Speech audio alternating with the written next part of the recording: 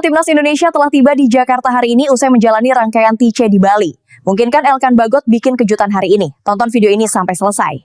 Timnas Indonesia menggelar latihan terakhir di Training Center Bali United pada Sabtu sore. Total dari 32 pemain yang dipanggil pelatih Timnas Patrick Kluivert, 28 pemain mengikuti training camp, sementara 4 pemain lainnya tidak bisa bergabung di Bali. Sandy Walsh dipastikan absen karena cedera, sementara Eliano Reinders absen karena kepentingan keluarga. Kemudian Martin Pas dan Kevin Dix akan bergabung di Jakarta karena masih memperkuat klubnya. Terakhir latihan tampak Kapten Timnas Indonesia Jai Ijes sudah bergabung dengan pemain lain. Bang Jai mengatakan persiapan sekitar seminggu lebih diharapkan bisa menguntungkan Merah Putih. Menurut pemain Venezia itu, para pemain bisa memiliki waktu lebih banyak untuk berdiskusi satu sama lain, baik dengan staf kepelatihan, untuk bisa mengalahkan China. Yeah, what I said, now we have a little bit more time together. So it's a little bit easier, we can work more on the details, we have more time to speak with each other. The first period with the new coach, with Kluivert in March in Australia was a little bit short because everybody came 2 days before the game or 3 days before the game. So we didn't have a lot of time to speak with each other, what the staff expects from us. Of course, we already played a lot of games together, so that helps.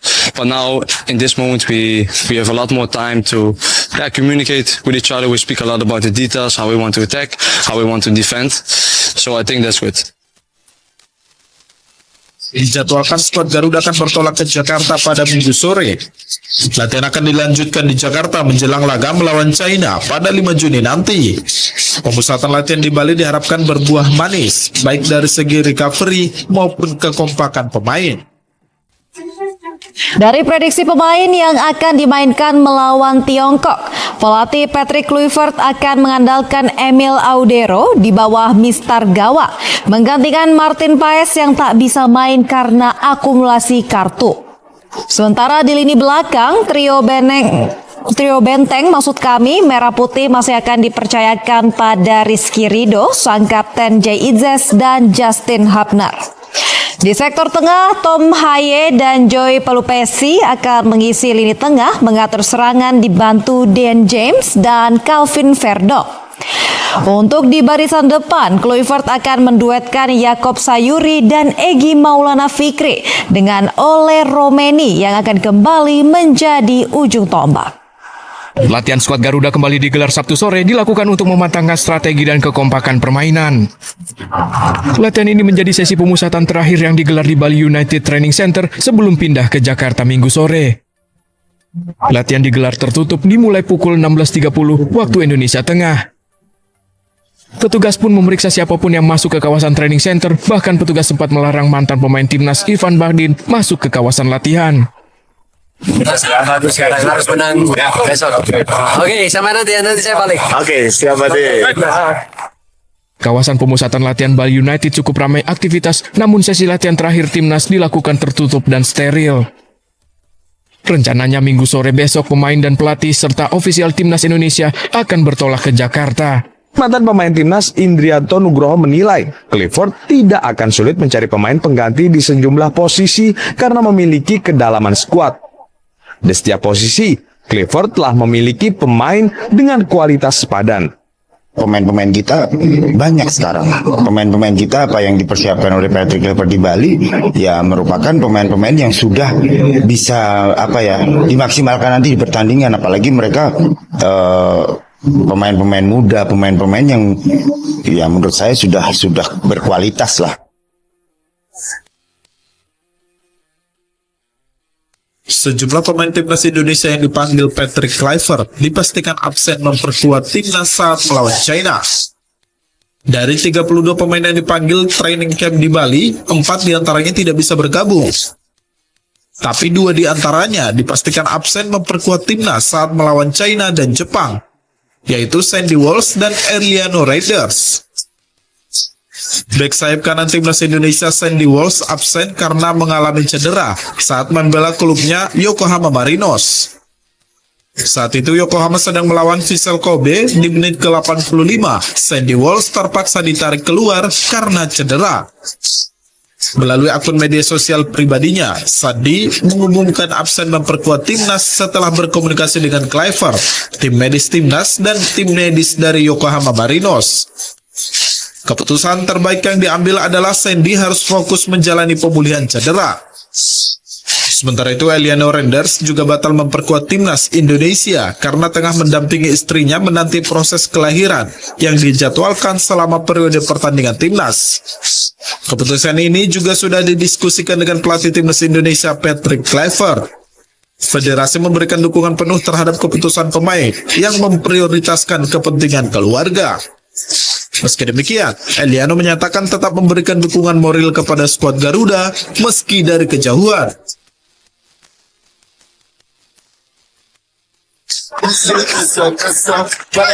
Inilah kemeriahan perayaan ulang tahun Ketua Umum PSSI Erick Thohir bersama pemain timnas Indonesia dan seluruh staf kepelatihan timnas di Bali. Tampak bek timnas Indonesia Miss Hilgers dan kiper timnas Nadeo Argawinata bernyanyi lagu daerah asal NTT, Gemu Famire.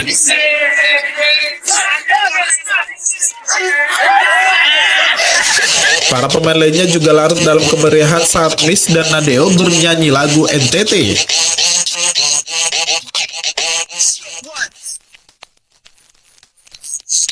Dalam kesempatan ini, Kapten Timnas Indonesia Jai Ijaz memberikan hadiah ulang tahun kepada Erick Thohir berupa poster Timnas Indonesia beserta seluruh tanda tangan para pemain.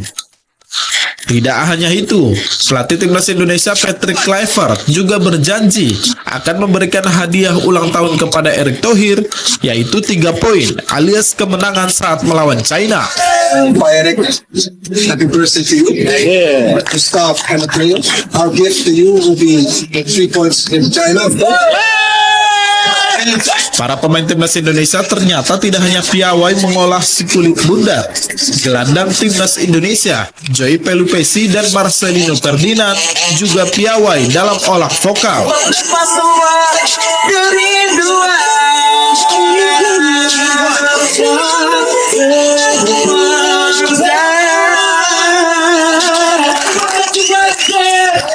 Dalam perayaan ini, keduanya tak mau ketinggalan menyumbangkan suara emasnya.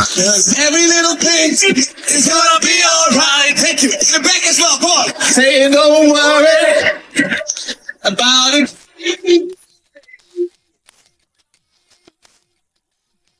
Tim nasional wanita Indonesia gagal meraih kemenangan saat bertemu Bangladesh Sabtu malam waktu Indonesia. Garuda Pertiwi sebenarnya tampil menekan sejak awal dan menciptakan berbagai peluang. Salah satu peluang emas hadir di akhir babak pertama.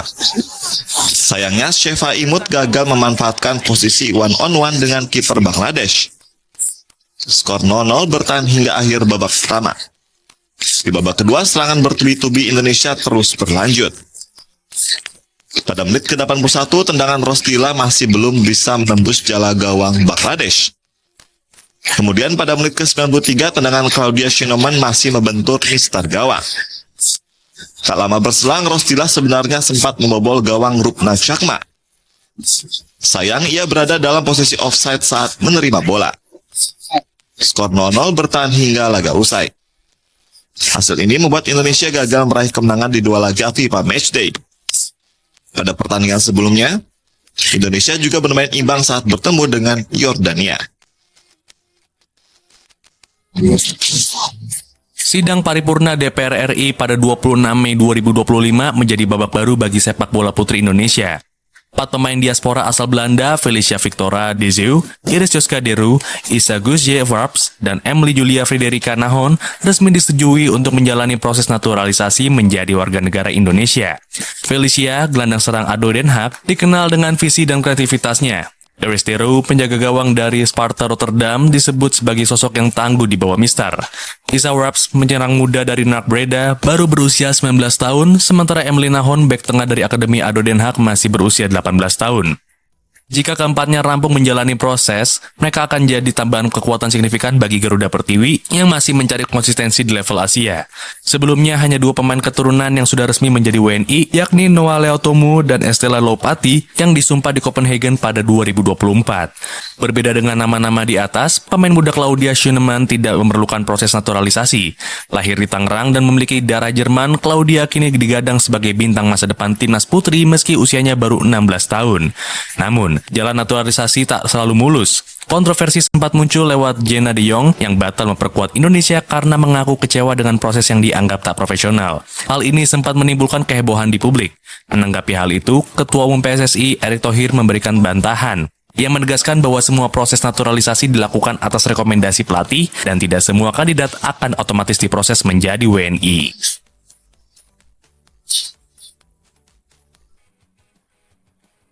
Tim nasional Indonesia menjalani latihan terakhir di Bali Sabtu 31 Mei 2025. Seperti di 2 hari sebelumnya, latihan timnas Indonesia kali ini juga digelar secara tertutup.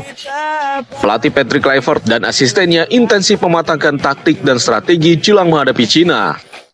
Meski latihan timnas digelar tertutup, tak membuat supporter putus asa untuk mencoba bertemu para pemain.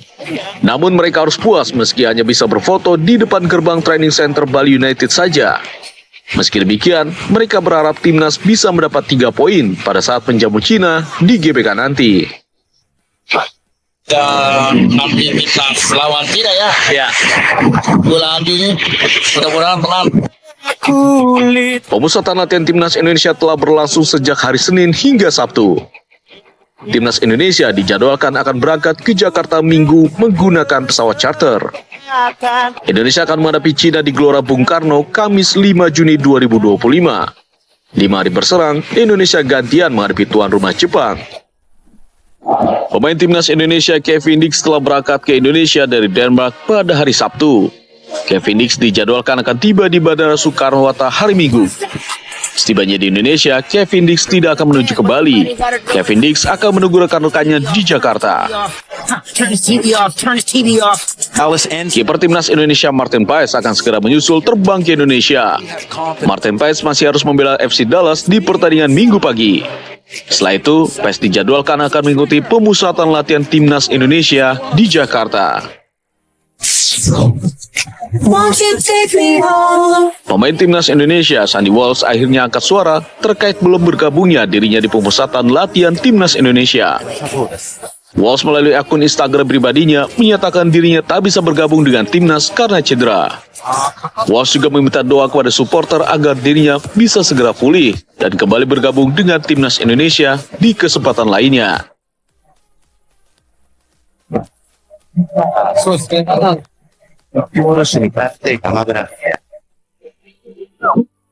Tim nasional Cina telah menggelar pemusatan latihan di Shanghai sejak 24 Mei jelang melakoni laga lanjutan kualifikasi Piala Dunia 2026 melawan Indonesia dan Bahrain.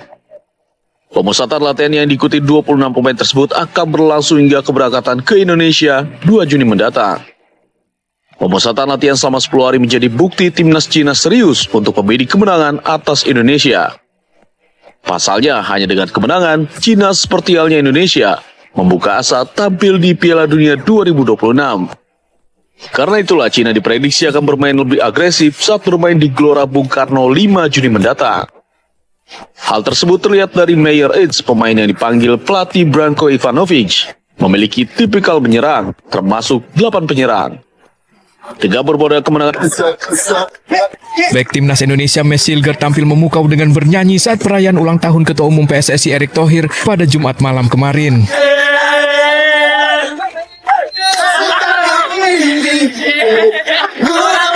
Di atas panggung, bek FC20 itu bernyanyi dan berjoget lagu Gemu Famire bersama Nadio Argawinata. Meski tak hafal lagunya, tak menyurutkan semangat Hilgers untuk bergoyang. Thank you guys. Di sela-sela pemusatan latihan jelang melawan Tiongkok, momen kemerahan tetap mewarnai perayaan ulang tahun Ketua Umum PSSI yang ke-55 tahun. Para pemain, pelatih, dan staf timnas makan malam bersama Erick Thohir. Erick pun mendapat ucapan selamat dari para pemain. Pelatih Patrick Kluivert pun menjanjikan kemenangan atas Tiongkok. Pak Erick, happy birthday to you. The staff and the player. Our gift to you will be 3 points in China. Dalam kesempatan itu, Erick Thohir juga mendapat hadiah foto dari seluruh pemain timnas lengkap dengan tanda tangan.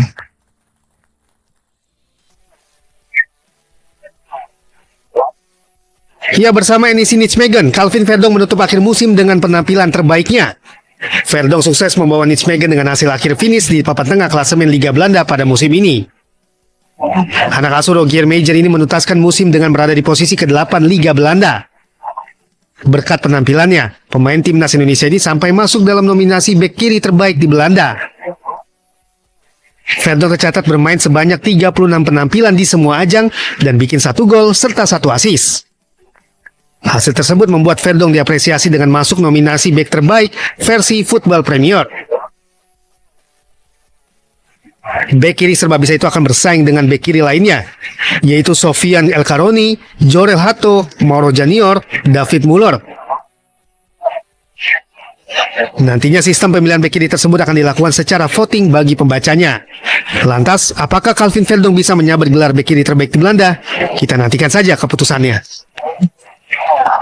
Dengan Jai tadi. Tekanan sebelum bertanding dirasakan para penggawa timnas Cina jelang 2 laga terakhir kualifikasi Piala Dunia 2026 zona Asia demi menjaga peluang lolos ke turnamen akbar 4 tahunan sepak bola dunia. Kita lihat dan juga posisi sebagai juru kunci klasemen dengan 6 poin menjadi kendala psikologis para pemain Cina. Tidak bisa melakukan penyelamatan karena memang situasi. Terlebih, tim Dragons harus bertandang ke markas kebanggaan timnas Garuda di Stadion Utama Gelora Bung Karno, Jakarta, 5 Juni mendatang. Kemenangan menjadi hal mutlak.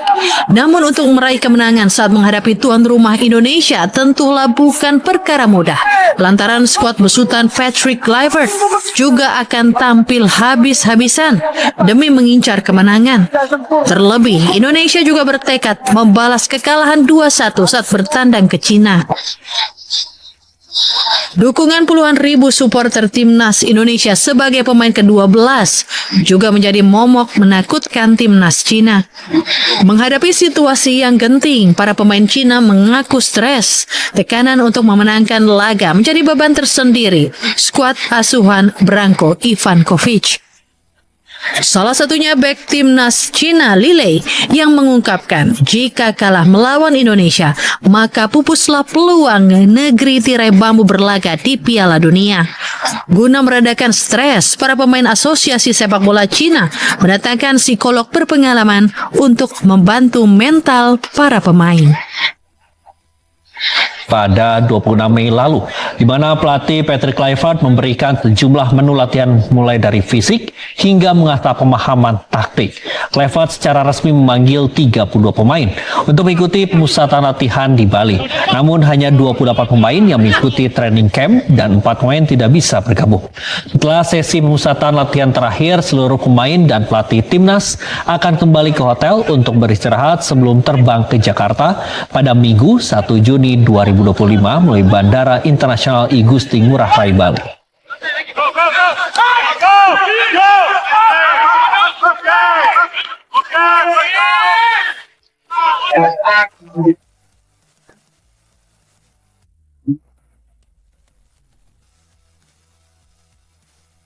Teka-teki kepastian Sandy Walsh gabung ke timnas Indonesia di kualifikasi Piala Dunia 2026 akhirnya terjawab. Bek Yokohama Marinos itu dipastikan absen dalam pertandingan kontra Cina dan Jepang karena mengalami cedera. Melalui media sosial, Sandy Walsh menyampaikan keputusan ini diambil setelah berdiskusi dengan Patrick Kluivert dan tim medis timnas serta klubnya Yokohama Marinos. Sandy saat ini harus fokus pada pemulihan cederanya.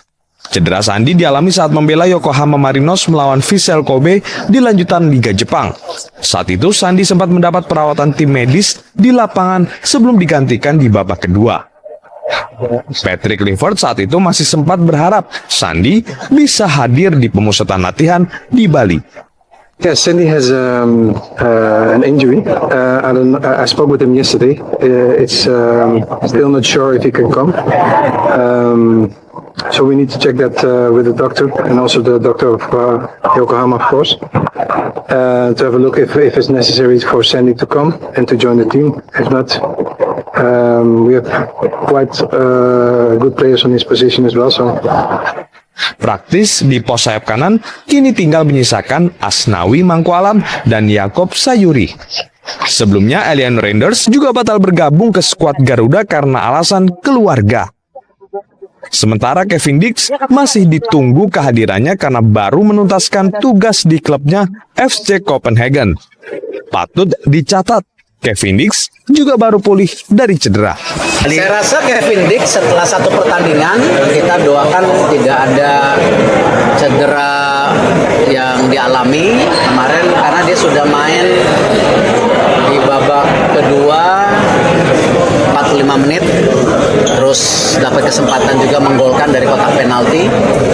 Ya kita harapkan di game berikutnya dia bisa baik ya sehingga dia bisa bergabung kepada pemusatan latihan. Beginilah keseruan pemain timnas Indonesia saat bernyanyi dan berjoget usai santap malam bersama. Mereka tak canggung berjoget bersama di depan pelatih dan Ketua Umum PSSI yang tengah merayakan ulang tahun. Aksi Mads Hilgers di atas panggung menjadi salah satu yang mendapat sorotan. Pemain naturalisasi tersebut terlihat sudah familiar dengan lagu asal Nusa Tenggara Timur, Game of Amire.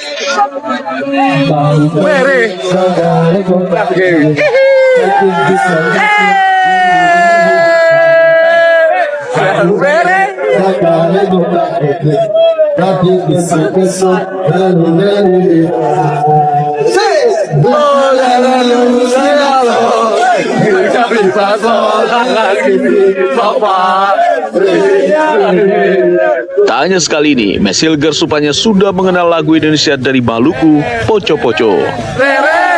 Sebelumnya, Mads Hilgers bersama keluarganya pernah menari Poco Poco bersama. Balenggang bata-bata Saga Indonesia cetak gol di penghujung babak yang pertama. Bermain di King Abdullah Stadium, Timnas Putri Indonesia mendapat tantangan dari Timnas Putri Bangladesh dalam laga FIFA Matchday. Kedua tim langsung saling serang dengan menciptakan beberapa peluang. Namun hingga babak pertama usai, tak ada satupun yang mampu dikonversi menjadi gol. Skor tetap imbang tanpa gol mengiringi kedua tim ke ruang ganti. Siti mencoba merebut. Di paruh kedua timnas Garuda Putri tak mengendurkan serangan. Beberapa peluang kembali tercipta, puncaknya di masa injury time babak kedua. Siti Rosdila berhasil menceploskan serta Ketua Umum KD Pusat Marciano Dorba. Sugiono mengatakan 77 tahun merupakan usia yang cukup dewasa dan selama itu juga ia mengatakan pencaksilat telah resmi mewarnai perjuangan kemerdekaan bangsa Indonesia. Wakil Ketua Umum PBIFC sekaligus Menteri Luar Negeri Sugiono menjelaskan, sejak tahun 2019 UNESCO telah menetapkan pencaksilat sebagai warisan budaya tak benda. Ia mengatakan bahwa target PBIFC berikutnya ialah membawa pencaksilat menjadi cabang olahraga yang dipertandingkan dalam ajang Olimpiade. Kita sudah melalui berbagai tahapan dan tadi juga Pak Menpora sudah sampaikan bahwa kita sudah memenuhi kualifikasi anti-doping, World Anti-Doping Association ya. Dan kita harapkan di 2032 pencaksilat menjadi cabang olahraga yang dipertandingkan di Olimpiade Brisbane. Menteri Pemuda dan Olahraga Dito Aryo Tejo mengatakan bahwa pihaknya akan terus mendukung target pencaksilat menuju pentas Olimpiade. Hal ini sesuai dengan komitmen Presiden Republik Indonesia sekaligus Ketua Umum IPSI Prabowo Subianto. Pertemuan dengan Presiden IOC di Paris 2024, komitmen Bapak Prabowo selaku Presiden saat ini bagaimana meloloskan pencaksilat ke Olimpiade. Alhamdulillah banyak kemajuan, salah satunya adalah bagaimana pencaksilat saat ini sudah memenuhi syarat untuk anti doping dunia.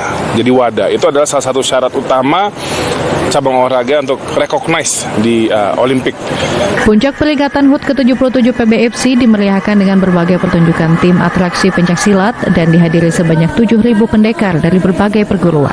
144 petenis junior yang berasal dari kota se-Jabodetabek ikut serta meramaikan Poi Poi Orca Junior Tennis Festival 2025. Event ini berlangsung di The Racquet Club Kebayoran Lama, Jakarta awal pekan ini. Poi Poi Orca Junior Festival merupakan acara tenis yang diselenggarakan untuk anak-anak usia 12 tahun ke bawah. Antusias petenis junior ini cukup tinggi, di mana acara yang sudah berlangsung di tahun kedua ini banyak diikuti dari berbagai kategori, yaitu kategori Red Ball, Orange Ball, dan Green Ball. Poi Poi Orca Junior ini terbuka untuk umum, serta dari berbagai klub yang juga bisa bertanding secara individu.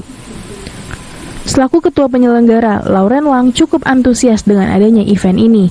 Ia mengatakan turnamen ini cukup berbeda dengan turnamen tenis lainnya. Kita menggunakan unsur tim, jadi kita mau untuk anak-anak have fun waktu main tenis, karena seringkali kalau pertandingan tenis tuh anak-anaknya main kalah terus kayak aduh stres banget gitu kan. Jadi kita mau dengan acaranya ini tuh supaya anak-anak lebih have fun dan ada temennya gitu, karena biasanya kalau pertandingan tenis benar-benar tuh perjalanan sendiri sih gitu ya. Dengan adanya acara kegiatan tenis ini terus meningkatkan interest tenis di usia dini juga. Poi Poi Orca Junior Tennis Festival ini dirancang untuk memberi kesempatan petenis junior atau petenis usia dini dalam melatih. Pengurus Pusat Federasi Youth Band Indonesia atau PBVB bersama pemerintah Provinsi DKI Jakarta mencari bibit atlet marching band potensial dengan mengadakan kejuaraan tingkat sekolah. Ajang ini dimulai dari 31 Mei hingga 1 Juni 2025. Diikuti sebanyak 21 sekolah dari tingkat SD, SMP, dan SMA. Event tersebut mempertandingkan dua divisi, yakni Junior Advance dan Senior Advance. Pada acara yang berlangsung di Taman Impian Jaya Ancol tersebut dibuka secara resmi oleh Ketua Kormi DKI Jakarta Burhanuddin. Sementara Ketua Harian PPVB Irawan Akwaranto menjelaskan tujuan dan target digelarnya kejuaraan marching band tingkat sekolah tersebut. Jadi inilah salah satu yang untuk kita cetak prestasi-prestasi adik-adik kita yang mana benar-benar mempunyai kompetensi, mempunyai bakat, baik seni maupun gerak maupun semuanya di situ ada di marching band. Yang pasti kita ini untuk mengangkat adalah prestasi, Pak. Jadi ya memang kita di keolahragaan ada 3, yaitu KONIL, Kormi dan juga NVC. Jadi semua itu adalah kita bergeraknya di bidang Kormi ya. Jadi Kormi ini yang pengen kita kebudayaan masyarakat. Jadi pengen apa yang ada di masyarakat ini kita budayakan dan kita angkat semua kegiatan-kegiatannya melalui olahraga prestasi. Terutama di marching band yang sedang ini adalah FIBI, Federasi Youth Band Indonesia. Tentu dengan digelarnya kejuaraan seperti ini dapat menjadi sarana untuk semakin mempopulerkan olahraga marching band di Indonesia, serta melahirkan atlet potensial. Selain itu, PPVB juga berharap legalitas marching band dapat diterima, baik